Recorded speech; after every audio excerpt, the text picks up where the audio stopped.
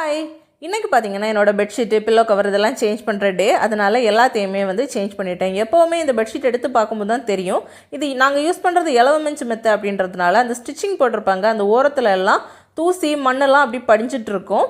அதை க்ளீன் பண்ணுறதுக்காக தான் ரீசெண்டாக இந்த வேக்யூம் கிளீனர் வாங்கியிருந்தோம். இது portable charging vacuum cleaner. Once charge போட்டுட்டு நம்ம ஈஸியாக யூஸ் பண்ணிக்கலாம்.